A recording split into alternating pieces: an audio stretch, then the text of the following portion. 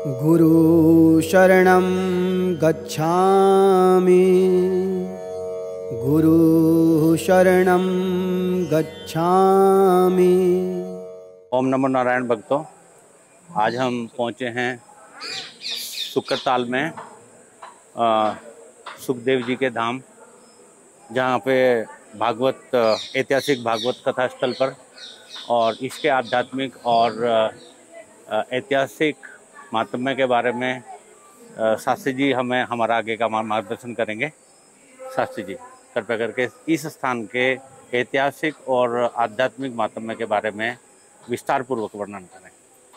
आध्यात्मिक दृष्टि से देखा जाए, जो फल भगवान के साथ में रहने से पांडवों को प्राप्त नहीं हो पाया जी, वो फल परीक्षित को प्राप्त हो गया जी। तो भागवत क्या है? संसारिक कामनाएं पूरी करती है जी। अगर किसी की अकाल मृत्यु हो जाए जी, तो मुक्ति दिलाने वाली है जी। अगर विधि विधान के अनुसार श्रवण मनन और चिंतन किया जाए जी, तो मोक्ष भी प्राप्त किया जा सकता है। जी।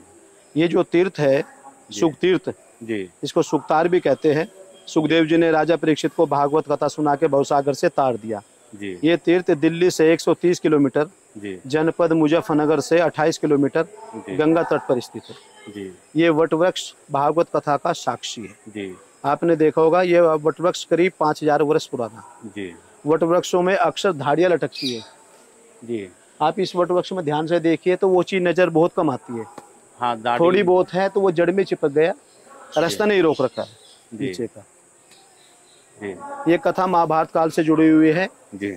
जब महाभारत काल चल रहा था जी, तो अंतिम अवस्था में जी। अश्वत्थामा ने पांडवों के पुत्रों का वध कर दिया, पांडव समझ के। जी, उसकी मणि निकाल ली, जी। चोटी काट ली, उसका अपमान करके निकाल दिया। जी, तो बदला लेने के लिए अश्वत्थामा ने ब्रह्मास्त्र का प्रयोग किया। जी। वो जानता था पांडव तो अमर है नहीं, अभिमन्यु चक्रव्यूह में मारे गए हैं, जी, उत्तरा गर्भवती है। जी। तो अश्वत्थामा ने ब्रह्मास्त्र का प्रयोग किया जी, तो भगवान ने सुदर्शन चक्र से उस बालक की गर्भ में रक्षा की। जी। वही बालक आगे चल के परीक्षित के नाम से विख्यात हुआ। जी, परीक्षित के समय में कलयुग का आगमन हुआ जी। और कलयुग को रहने के लिए परीक्षित ने कुछ स्थान दिए थे। जी, तो उनमें से एक स्थान था नित्य से कमाए धन में भी रह सकते हो, कोई भी धातु हो, जी। सोना चांदी हीरे मोती। जी, तो परीक्षित को मालूम नहीं था कि हमारे यहाँ भी कुछ ऐसी चीज हो सकती है। जी। जब राजसू यज्ञ कर रहे थे पांडव, जी। तो उस यज्ञ का एक नियम था सभी दिशाओं के राजाओं को अपने अनुकूल करना। जी, और जरासंध जो है पांडवों के अनुकूल नहीं था, जी। क्योंकि पांडवों की तरफ थे भगवान कृष्ण जी। जी, और कृष्ण भगवान की जो मामिया थी कंस की पत्नियां, वो जी। जरासंध की पुत्रियां थी। जी, तो इस भीम के द्वारा जरासंध का वध हुआ तो निशानी के तौर पर उसका मुकुट उठा लाए। जी। आने वाले समय परीक्षित राजा बने, उन्हें क्या पता पूर्वजों की संपत्ति है, राजकोष तो हमारी है, उठा के पहने लिया। जी, अब जब नई चीज पहनते हैं तो दर्पण जरूर देखते हैं। जी। तो राजा ने मुकुट पहना और दर्पण देखा, जी। चलो शिकार खेलने। जी। शिकार खेलने जंगल में गए तो उनको वहां प्यास लगी। जी। तो एक समीक ऋषि का आश्रम में पहुंचे। तो ऋषि भजन में बैठे हुए थे, बार बार याचना करते रहे, जल मिला नहीं। कलयुग की बुद्धि जागृत हुई, तुम राजा हो, तुम्हारा सम्मान नहीं कर रहे, महाराज तो पाखंड कर रहा है, इनको दंड दो। तो क्या दंड दो? इधर उधर देखा, मरा और सर्प दिखाई पड़ा, तीर की नोक से उठा कर ऋषि गले में डाल दिया। वे जब भी नहीं उठे, राजा अपने हस्तिनापुर आ गए। तो उन ऋषि के एक पुत्र थे श्रृंगी ऋषि, उनको मालूम हुआ कोई बाबा का अपमान कर गया। उनको बड़ा क्रोध आया, नदी का जल लिया और शराब दिया। सर्प डाला है तो सर्प के काटने से मृत्यु हो जाएगी 7 दिन के अंदर। शराब दे के बाबा के पास आए, रोने लगे, उनकी समाधि खुली। ये मजाक किसने किया हमारे साथ मालूम नहीं बाबा, जिसने किया हमने उसको दंड दे दिया। क्या? शराब दे दिया। जानते कौन था? नहीं, ऐसे शराब दे दिया। तो ऋषि महाराज ने ध्यान लगा कर देखा, तुमने तो बहुत बड़ा पाप कर दिया, एक छोटी सी गलती का मृत्यु दंड दे दिया। ऐसे धर्मात्मा राजा को, जिसको गर्भ में भगवान के दर्शन हो गए, उससे बड़ा भगत कौन होगा? अरे वे तो हमारे अतिथि थे, प्यासे थे, जल की तलाश में हमारे आश्रम आए, दोषी तो कोई और है, ये तो कलयुग ने करा दिया, जाओ उन्हें खबर करो। एक शिष्य को हस्तिनापुर भेजा। थका हारा राजा अपने महल पहुंचे, जल पिया, जैसे मुकुट उतारा तो सात्विक बुद्धि जागृत हुई। ये मैं क्या करके आया हूँ, मेरे पूर्वज कितना सम्मान करते थे, मैं सर्प डाल के आया हूँ तो लोग क्या कहेंगे, सवेरे जाऊंगा क्षमा मांगूंगा। तो द्वारपालों ने बताया ऋषि महाराज आए हैं, उनका स्वागत किया, जो भी दंड देना चाहते तैयार है, दंड तो निर्धारित हो चुका है, आपके जीवन के 7 दिवस है, एकांत जगह पे जाकर व्यतीत करो। तो राजा परीक्षित हस्तिनापुरी गद्दी अपने बड़े पुत्र जन्मेजय को देके इस पावन स्थल पे आए। तो त्रिकालदर्शी संत महात्मा यहाँ प्रकट हो गए। ये जो स्थल था उससे पहले भी भजन का केंद्र था। आपने एक कथा पढ़ी होगी, कभी हस्तिनापुर के राजा हुए दुष्यंत, जी तो दुष्यंत राजा शिकार खेलते खेलते कर्णव ऋषि के आश्रम में गए। जी शकुंतला से भेंट हुई, गंधर्व विद्या से विवाह हुआ, निशानी के तौर पे राज से चिन्ह अंगूठी दिया। जी उसी समय दुर्वासा ऋषि वहां पे आए, उनका स्वागत नहीं हुआ। दुर्वासा ने शकुंतला को श्राप दिया, जिस राजकुमार के इसमें हमें बोली एक दिन यही भूल जाएगा। बताते हैं जब उससे मिलने जा रही थी शकुंतला हस्तिनापुर, पहले रास्ते जो होते थे नदियों किनारे हुआ करते थे, तो उसकी अंगूठी गिर गई यहाँ नदी पे। तो महाकवि कालिदास ने अभिज्ञान शकुंतला में शाखावतार वर्णन किया। तो राजा परीक्षित यहाँ पे आए, त्रिकालदर्शी संत महात्मा प्रकट हुआ, मेरी मुक्ति कैसे होगी, मैं प्रेत नहीं बनना चाहता, संसार में इस नाम से नहीं जाना चाहता जिन पांडवों की पग पग पे रख सकी। देखो उस पांडव वंश में भी ऐसे दुष्ट राजा हुए, आज प्रेत बने फिर रहे। कुछ तो उपाय करो कि जिसने गर्भ में रक्षा करे उनका ध्यान करो। भगवान का ध्यान किया, सुखदेव मुनि कुरु में भगवान प्रकट हुए। 6 दिन तक भगवान की कथा सुनाई। 7वें दिवस एक क्रिया सिखाई, अष्टांग योग, अपनी इच्छा से प्राण निकालना। तो उन्होंने अपनी इच्छा से प्राण निकाले। अष्टांग योग की क्रिया सिखाई थी संयम नियम धारणा प्रणाम करके महाराजा परीक्षित को। तो उन्होंने योग के द्वारा यहाँ से प्राण निकाले। ये जो स्थल है ना, इस स्थल पे देवता लोग भी अमृत लेके आ गए थे। जब सुखदेव महाराज कथा सुनाने लगे तो देवता लोग अमृत लेके आए। तो सुखदेव जी ने कहा, देव परीक्षित अमृत आ गया, अमृत पियो और अमर हो जाओ, संसारिक सुखों का आनंद लो। तो उन्होंने कहा महाराज ये कथा, तो क्या देवता को ऐसे आए, स्वार्थ लागे करे सब प्रीति, ये है सोनर मुनि जन की रीति। अरे ये कथा सुनेगे या आप अमृत पी लो। महाराज इस अमृत में, इस कथा में अंतर क्या है कि कथा अमृत जो पियोगे तो संसारिक सुखों का सुख भोगोगे, पर काम क्रोध लोभ मोह तुम्हारे अंदर बने रहेंगे। और भागवत रूपी अगर आपने अमृत पी लिया तो संसारिक ये सब चीज छोड़ दोगे, आपको वो प्राप्त हो जाएगा जो देवता भी जिसके लिए तरसते हैं, मोक्ष की प्राप्ति हो जाएगी। तो परीक्षित ने कहा मैं तो कथा ही सुनूंगा, मैं अमृत पीता ही नहीं। तो देवताओं को भी वापस लौटा दिया। तो भागवत कथा है, मोक्ष दिलाने वाली है ना। तो उन्होंने योग के द्वारा यहाँ से प्राण निकाले। तक्षक आया, राजा बैठा, जाकर डंक मारा, तो मरे हुए क्या, हमारा उसमें प्राण तो है ही नहीं। तो शरीर की कीमत कब तक है, जब तक श्वास निकले तो मिट्टी का। तो भागवत कथा की शुरुआत पृथ्वी पे यहीं से हुई। जितने भी कथाएं हुई शास्त्रों में वो सब वटवृक्ष के नीचे हुई। मतलब भागवत का अगर कहीं उद्गम हुआ, भागवत कथा इस पूरे विश्व में प्रचार प्रसार हुआ, तो सबसे पहली भागवत इसी वट वृक्ष के नीचे हुई। हाँ जी वट विश्वास अचल निधर्मा जी। जितनी भी कथा हुई शास्त्रों में सब वट वृक्ष के नीचे हुई जी। शंकर भगवान ने कैलाश पर्वत पे वट वृक्ष के नीचे सुनाई जी पार्वती को। सुखदेव जी ने परीक्षित को सुनाई वट वृक्ष के नीचे। मैत्री जी ने विदुर को सुनाई हरिद्वार में वट वृक्ष के नीचे। सुखदेव जी ने चरणदास जी हुए संत अलवर में, उनको दर्शन दिया वट वृक्ष के नीचे। सुखदेव जी यहाँ 2 बार प्रकट हुए ना। 5000 साल पहले परीक्षित को भागवत सुनाई, अभी 300 साल पहले फिर दोबारा प्रकट हुए। आइए जी। तो ये तो बड़ी विचित्र आपने बात बताई। इसके बारे में तो बहुत सारे भक्तजन जानते नहीं है कि जो सबसे पहली भागवत थी वो इसी यही से शुरुआत हुई पूरे ब्रह्मांड क्या कहूँगा मैं, इस पूरे भूखंड के ऊपर जहाँ पे भी भगवत का आयोजन हुआ वो सब यहीं से हुआ। अभी तो उसके बारे में एक बार और मैं चाहूंगा कि सभी भक्तजनों को इस बारे में थोड़ा सा, बड़ा रोचक विषय आपने बताया कि सबसे पहली भागवत के साथ में उसके बाद में कैसे कैसे सुखदेव जी ने 2 बार जन्म लिया, ये बारे में बताया, उसके बारे में थोड़ा सा विस्तार। देखिए कल्प कल्पांतर के भेद से 4 सुखदेव का वर्णन आता है जी। पहले सुखदेव का वर्णन आता है राधा रानी के पास सुख के रूप में रहते हैं, तोते के रूप में जी। दूसरे वर्णन आता है शंकर जी पार्वती कथा सुनाते हैं जी। तोता उड़ता उड़ता जा शंकर जी त्रिशूल लेकर दौड़ते हैं, वेद व्यास की पत्नी जबाई लेती है, छोटा रूप बना के पेट में जाते हैं, 12 साल बाद पुत्र रूप में प्रकट होते हैं, जंगल में जाते हैं, जनक जी गुरु बनाते हैं, अंतर्ध्यान हो जाते हैं। 13 लाख वर्ष पहले की कथा जी जी। तीसरे सुखदेव जी गृहस्थी हुए देवी भागवत के अनुसार, 3 कन्या 1 पुत्र हुआ जी। चौथे सुखदेव जी महाभारत के दौरान 16 साल के अवन कुंड से प्रकट हुए जी। क्योंकि कथा कब सुनाई, महाभारत के बाद। महाभारत के समय तो परीक्षित पेट में थे और महाभारत के समय वेद व्यास जी गृहस्थी हुए नहीं जी। तो संसार में सुखदेव जी की जो पहचान है वो भागवत कथा से है जी। और भागवत कथा सुनाए हुए 5500 साल पहले की बात जी। अभी 300 साल पहले चमत्कार हुआ, सुखदेव जी 2 बार प्रकट हुए, इसको बहुत कम लोग जानते हैं। 2 बार प्रकट हुए। प्रथम परीक्षित को भागवत सुनाई 5000 साल पहले जी। अभी 300 साल पहले राजस्थान के अलवर जिले में चरणदास जी का जन्म हुआ था।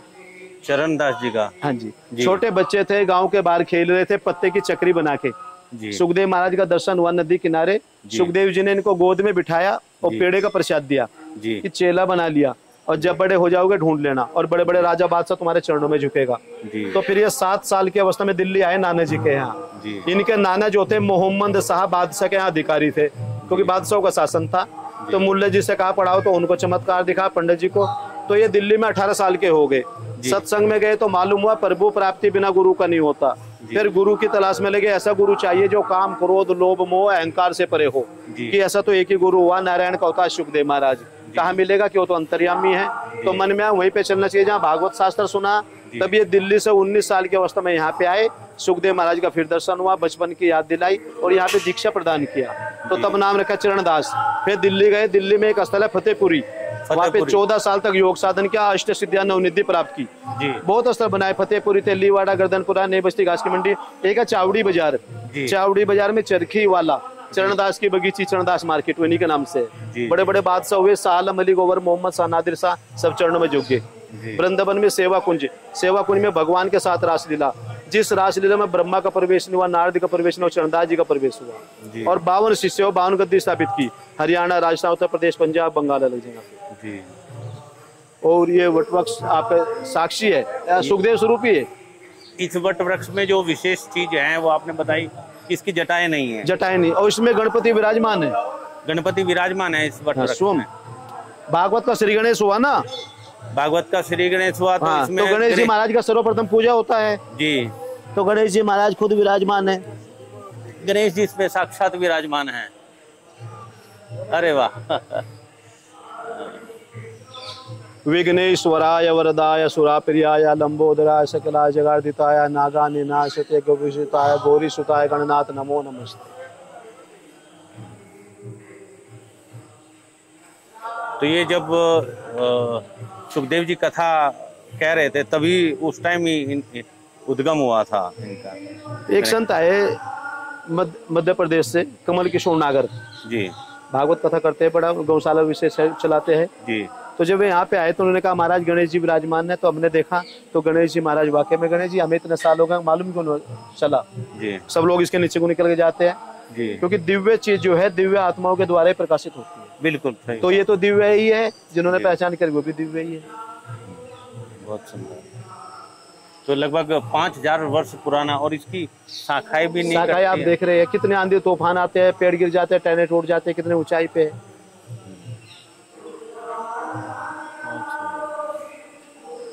अच्छा, यहाँ पे कहावत है कि जैसे तोते का दर्शन हो जाए तो वो सुख पक्षी बोलते हैं ना। देखिए जिसके अंदर श्वास है जी, उसके अंदर नारायण है जी। कीमत शरीर की नहीं, कीमत श्वास की है जी। और तोते के रूप में सुखदेव जी आए जी। समुद्र मंथन हो रहा था, कच्छप के रूप में आए जी। हिरणाक्ष पृथ्वी को पाताल में ले गया, वारा के रूप में आए जी। ना आदमी न जानवर, नरसिंह बन के आए जी। मत्स्य रूप धारण किया जी। तो हर जीव जंतु पशु पक्षी में उसी का रूप है, ऐसा मान के चलना चाहिए। बाहर से जितने भी भक्तजन आते हैं सब देते हैं, देखते हैं कि यात्रा सफल होगी अगर सुखदेव जी के दर्शन हो गए, वृक्ष के ऊपर सुखदेव जी के दर्शन हो गए तो हमारी यात्रा सफल हो जाती है। ऐसी भक्तों की मान्यता है, जो मेरे भी बचपन से, मैं भी काफी टाइम बाद इधर दर्शन के लिए आया। भाव में भगवान, हाँ भाव में भगवान है। बहुत सुंदर। चरणदास जी के तो आपने आज बड़ा विलक्षण, मैं भी कई बार दर्शन किए, लेकिन इतनी बार उन्होंने 300 साल पहले सुखदेव जी ने फिर पुनर्जीवित हुए वो, और उन्होंने प्रकट होकर उन्होंने दोबारा भागवत का कथा वाचन किया। और इधर के मंदिर के बारे में थोड़ा सा जो भी है बीच में,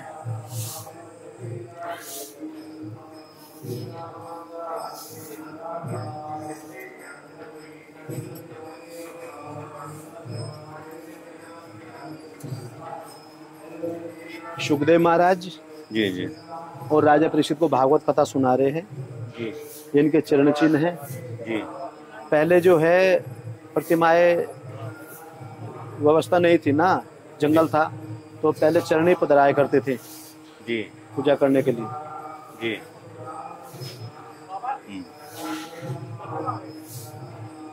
तो काफी पुरानी मूर्तियां होंगी ये। हाँ नहीं, 1965 में जीर्णोद्धार हुआ था। उससे पहले लाल पत्थर की शिला का था। लाल पत्थर की शिला रखी हाँ जी।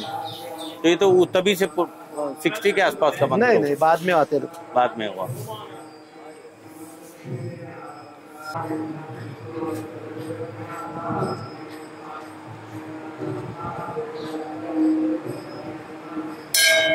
वंशे विभूषित करा नवनीरदावा पीतंबरा धरुण बिंब फलाम धरुष्टात् पूर्णेन्द्र सुंदर मुखादरविंद नेत्रा कृष्णात् परम किमपि तव हम न जाने यम प्रव्रजन्तमनुपेतमपेत कृत्यम दैपायनो विरकातरया जुहावा पुत्रेति तन्मयतया तर्वो विनेदु तम सर्वभूत हृदय मुनिमान तोष्मिन्।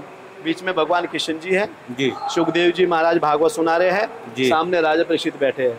आपने देखा होगा राधा कृष्ण विराजमान होते हैं, लेकिन यहाँ पे सुखदेव कृष्ण जी अकेले खड़े हैं। तो कृष्ण जी ये बता रहे हैं जब द्वापर युग था तो मैं कृष्ण रूप में था और परीक्षित को मैंने गर्भ में रख सकी। जब इनको श्राप लगा तब मैं सुखदेव मुनि बन के आ गया और भागवत सुना के उनको मोक्ष प्राप्त करा दिया। ये इनका मेन। हाँ, तो ये भागवत का मंच है। सुखदेव जी, परीक्षित जी, समीक ऋषि जिनके गले में श्राप डाला, ये समीक ऋषि जी भी इधर है। श्रृंगी ऋषि जिन्होंने श्राप दिया जी। सुखदेव जी के पास में वेद व्यास जी, वशिष्ठ जी, विश्वामित्र जी। तो ये भागवत के मुख्य मुख्य ऋषिगण विराजमान दर्शाए गए जी। भगवान ने कहा कि जब उद्धार करने के लिए आया तो मैं सुखदेव के रूप में आया। सुखदेव के रूप में अकेले रहे मतलब। और ये भागवत कथा चलती रहती है। महाराष्ट्र के लोग आए हैं अकोला से। अच्छा, भागवत तो कथा भागवत चलती रहती है। इस तीर्थ का जो विकास है आप देख रहे हैं जी। जंगल था जी।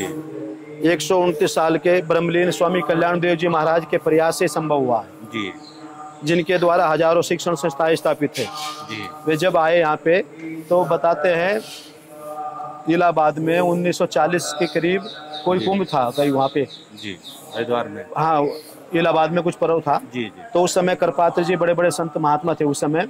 तो उन्होंने कहा वो जो स्थल है जहाँ पे सुखदेव जी ने कथा सुनाई उसको ऐसा बनाया जाए कि ताकि लोग उसका दर्शन कर सके। तो उन्होंने किसी ने बताया कि उस क्षेत्र के संत महाराज आए हुए कल्याण देव जी महाराज, तो उनसे मिले और उनको त्रिवेणी गंगा की धार में ले गए और उनसे संकल्प लिया कि आप उस जगह को ऐसा बनाओ ताकि लोग दर्शन कर सके। तो उन्होंने कहा मैं उसको अवश्य करूंगा। नहीं, उन्होंने अपना संकल्प पूर्ण किया और आज लोग सब लोग दर्शन कर रहे हैं। लोग नहीं, विश्व विख्यात ये स्थान, ये पवित्र स्थल बना हमारे इलाके का। संत शिरोमणि रहे। हनुमान जी के दर्शन तो हनुमान जी तो सभी जगह पे है जी, लेकिन ये विशेष इसलिए है हनुमान जी का जी कि भिवानी हरियाणा में एक जगह पड़ता है जी। तो वहाँ के कुछ भगत थे जो ब्रह्मा देश है वहाँ रहते थे जी। तो रंगून, ब्रह्मा में रंगून जगह है जी। तो वहाँ जब कभी क्रांति आई तो वे वहाँ फंस गए जी। तो उनकी जो घर में पत्नी थी तो वो हनुमान जी को उपासिका थी। तो उन्होंने कहा हनुमान जी हम किसी तरह अपने भारत लौट जाए सकुशल, तो किसी तीर्थ पे जाकर मंदिर बनवाए गए।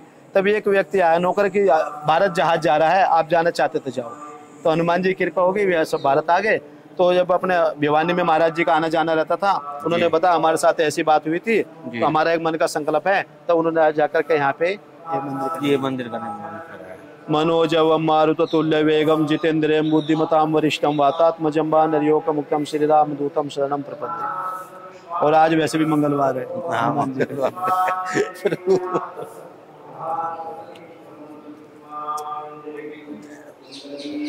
यही इस तीर्थ का आध्यात्मिक महत्व है।